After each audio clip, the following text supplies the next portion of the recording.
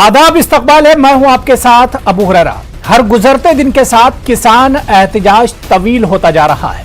आज किसानों के एहतजाज का 54वां दिन है। किसान दिल्ली के अतराफ बॉर्डर पर डटे हैं। किसानों का कहना है कि जब तक ज़राई कवानीन वापस नहीं लिए जाते तब तक वो अपना एहतजाज जारी रखेंगे। इस बीच मरकजी वजीर दाखिला अमित शाह ने किसानों की आमदनी बढ़ाने का भरोसा दिलाया है। सरकार और किसानों में बातचीत भी लगातार जारी है। कल 10वें दौर की बहुत अहम मीटिंग किसान और सरकार के दरमियान होने वाली है, तो वहीं अदालत में भी इस मामले पर सुनवाई हो रही है। अदालत ने बाकायदा एक कमेटी तश्कील दी है जो इस पूरे मामले पर सुनवाई करेगी। लेकिन सवाल यही उठता है कि आखिर यह मसला हल कैसे होगा, क्योंकि 54 दिन हो चुके हैं और 2 महीने होने के करीब है, लेकिन यह मसला जूं का तूं बरकरार है। कल बहुत अहम बातचीत होने वाली है, लेकिन बार बार सवाल यही उठ रहा है कि आखिर यह मसला हल कैसे होगा। क्या अब सरकार और किसान सबको संजीदा होना पड़ेगा इस मसले के हल के लिए? किसान जो अपनी मांगे, जो डिमांड है किसानों की, उस पर सरकार को भी अब गौर व फिक्र करना होगा। यानी दोनों हाथ से ताली बजेगी और दोनों फरीक को एक तरह से निकलकर सामने आना होगा। इसी पर हम बात करेंगे। बहुत खास मेहमान मेरे साथ जुड़े हुए हैं। बहुत जल्दी अपने मेहमानों का आपसे तारुफ करा देता हूं। मेरे साथ कांग्रेस के तर्जुमान विंग कमांडर अनुमा आचार्य जी मेरे साथ जुड़ी हुई हैं। अनुमा आचार्य जी, न्यूज़ 18 उर्दू में आपका बहुत इस्तकबाल है। इनके अलावा बीजेपी के तर्जुमान स्पोक्स पर्सन सैयद यासिर जिलानी साहब भी मेरे साथ डिबेट में जुड़ गए हैं। यासिर जिलानी साहब, आपका भी बहुत इस्तकबाल है न्यूज़ 18 उर्दू में।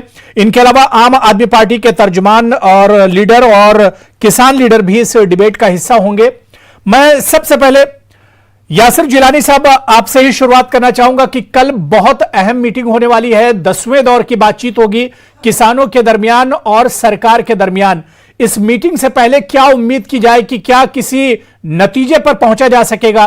क्योंकि यासिर साहब, इससे पहले हम लोग कई बार इस इश्यू पर डिबेट कर चुके हैं, बैठ चुके हैं और हर बार इसी उम्मीद के साथ उठते हैं कि अगली जब मीटिंग होगी, अगली बार जब मिलेंगे तो मसला हल होगा, कुछ नतीजा निकलेगा।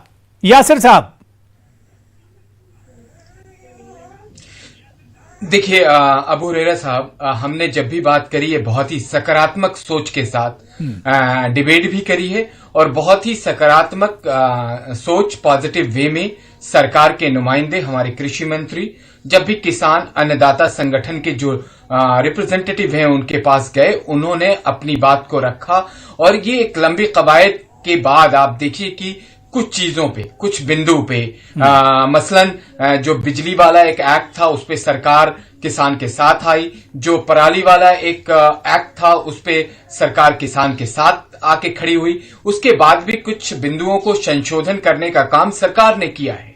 लेकिन विडंबना आप देखिए कि पिछले 50 दिन से ऊपर का ये एहतजाज हो रहा है और सबसे ज्यादा जो सोचो फिक्र की बात है कि कड़क सर्दी जो है वो इतनी ठिठुरती हुई सर्द है बॉर्डर के आसपास, जहां ये पूरा का पूरा एहतजाज चल रहा है कि आप उसका अंदाजा लगा नहीं सकते। हैदराबाद में है, मैं आपको बताऊं तो आप उसका अंदाजा एहसास कर सकते हैं क्योंकि ठंड दिल्ली में है।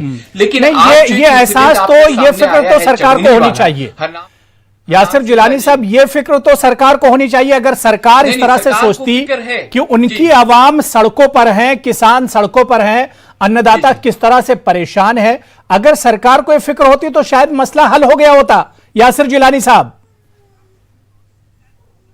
नहीं, अब आप देखिए अबू हुरैरा साहब, एक अगर आप जिद कर लेंगे, संवाद में जिद से काम तो हल निकलता नहीं है।